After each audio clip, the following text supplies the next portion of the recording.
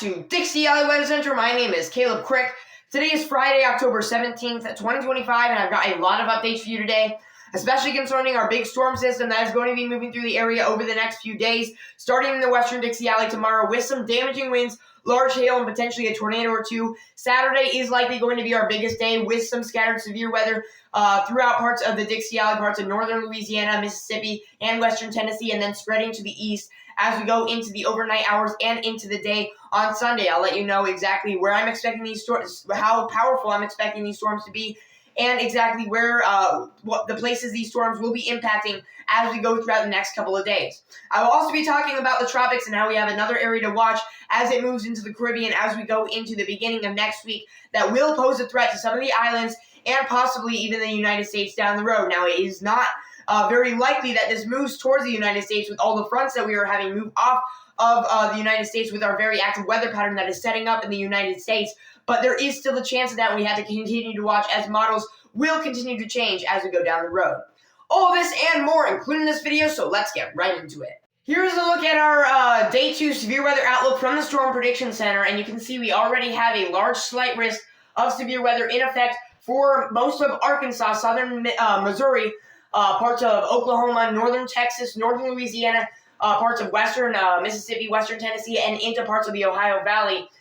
For the risk of some severe weather as we go into the day on Saturday, we will likely have some convection ongoing from the storms in parts of Oklahoma and Kansas from today, and then we'll start to see a big buildup, a big line of storms start to form as we go into the day on Saturday, causing some widespread wind damage and potentially some embedded large hail and tornadoes as we go into the day on Saturday. You can see we also have a large marginal risk that extends even farther to the east, including parts of central Tennessee, parts of Alabama, more parts of Mississippi and Louisiana as we continue into the evening and overnight hours on Saturday. This will likely be a long day, a long severe weather day for as I'll be tracking these storms as they move from west to east. I'll make sure that I keep all of you guys covered. Once again, the main risk is going to be wind damage, but we could also see a isolated hail risk with some of the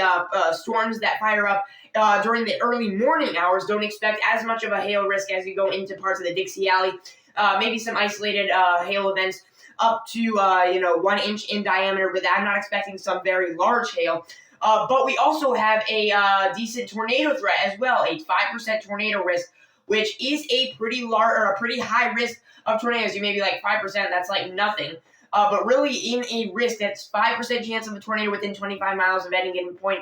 And that's going to be mainly from embedded supercells in this big line of storms that we're going to be seeing. As we go into the late morning into the afternoon, we're going to see a big line form. But we could also see some prefrontals develop ahead of this storm system and cause some problems of their own and may possibly gain enough spin to potentially cause some problems with some tornadoes. So that is not out of the question as we go into the day tomorrow. So I've really got my eye on this big system as we go into the day on Saturday. I'll try to continue to keep you guys updated on the system as we learn more about it. But once again, make sure you have multiple ways to receive warnings as there's going to be a lot going on tomorrow. And the main driver of all this severe weather that we are going to be seeing over the next couple of weeks, the main driver of this more active weather pattern that we are going to be seeing is our jet stream. You can see we have a lot of dips in our jet stream, which means a lot of opportunities for cool air to mix with warm air, allowing for severe weather. You can see this is our big dip in our jet stream that we are seeing that is going to be causing all our problems with severe weather as we go into the next couple of days. You can see this big dip right here. Big low pressure system that is going to cause a lot of moist air out in front of this system and cool air mixing, dry cool air from Canada mixing up with it. And that will allow for some very strong storms to develop ahead of that storm front that will cause some very big problems as we go into the day on Saturday. I do expect there to be some big thunderstorms capable of damaging winds, large hail, and potentially tornadoes as we go into the day. And it doesn't end there. Even after we get through with this system, it just continues to stay active. We see multiple dips in the jet stream. You can see another one, not as significant as the one that we are seeing now that doesn't go as far south, but we're going to continue to see these dips. And then another low-pressure system sitting off the coast that will move on likely as we go later into next week. So we're going to continue to see this active weather pattern as we go into the next few weeks continue, and likely into the foreseeable future. That is likely going to stay the case. We're going to continue to see these big low pressure systems that are going to bring shots of cold air, but along with those shots of cooler air, there is going to be a mixing of warm air from the Gulf and that cool, dry air from Canada that is going to continue to bring the threat for some severe weather. But before we get too far ahead of ourselves, let's take a look at what the radar could look like over the next few days as this severe weather system pans out. Let's see, as we go throughout the day today, there's not going to be much in parts of Oklahoma, Arkansas, and Missouri. Just a few scattered showers and thunderstorms, mainly an overnight threat for these areas. Not expecting a lot of convection, which will set the stage for Saturday, as we are going to have a very quick explosion of showers and thunderstorms. And if we can have thunderstorms in front of the line of storms far enough to the north, we could definitely see the threat for some isolated supercells spinning enough to produce tornadoes. Now, there will be some prefrontal supercells down to the south in areas like Mississippi and Louisiana, but these ones aren't going to have I don't think these ones are going to be in a primed enough environment for tornadoes. It's not close enough to that warm frontal boundary, but these other storms farther out to the north, if we get enough of those, enough stronger thunderstorms, enough isolated thunderstorms in front of this line of storms, we could definitely see an window where we could see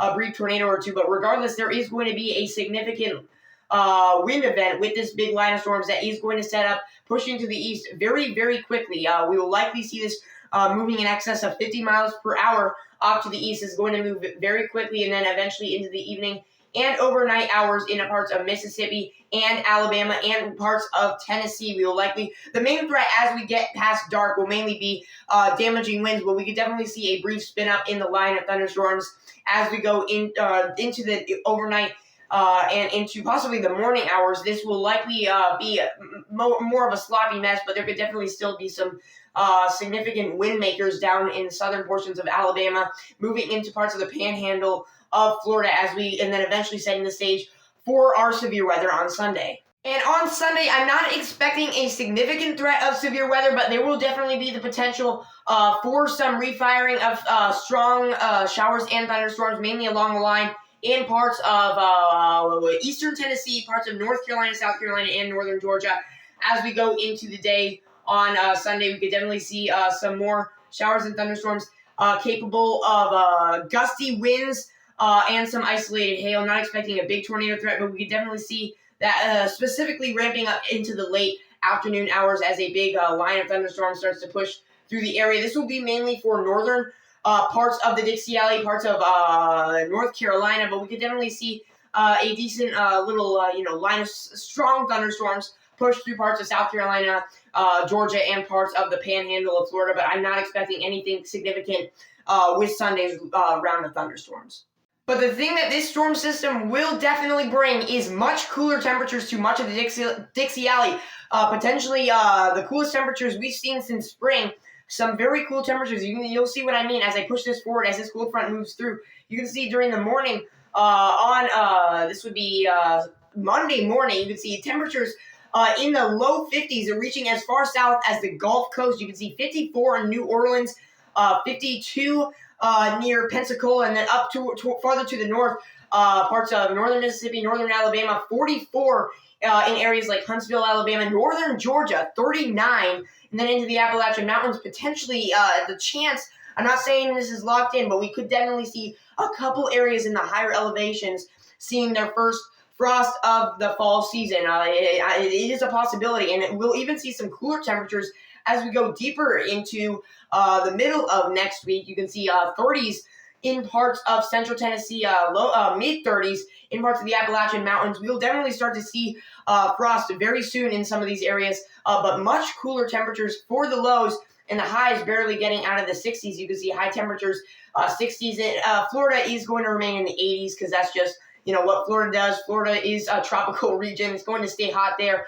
But the rest of us, 70s and 60s for high temperatures, potentially some areas in the Appalachian Mountains and parts of central and northern Tennessee, some high 50s for high temperatures, which is going to feel really great for most of us that have been seeing those above average temperatures over the last few days. But unfortunately, those colder temperatures aren't going to keep the tropics quieter, as we are still seeing sort of a awakening of our tropics. We are still in hurricane season. We could definitely still see things develop, and that's what we are potentially going to be seeing as we go deeper into next week. We have a strong tropical wave out here in the main development region of the Atlantic Ocean that will likely move into the Caribbean as we go into the beginning of next week, and potentially as it moves through these really warm waters. The tropics down here in parts of the Caribbean, these waters have not been used by any storm this year, and they are very, very warm and even really deep in the ocean, very, very warm temperatures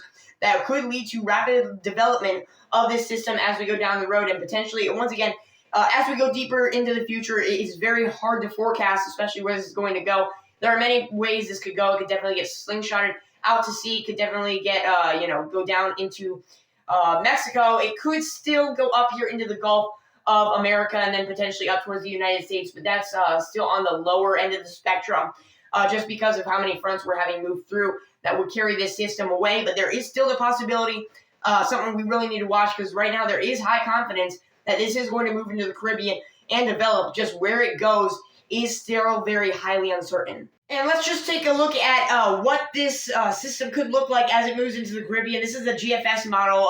All these models are showing different scenarios with this tropical system.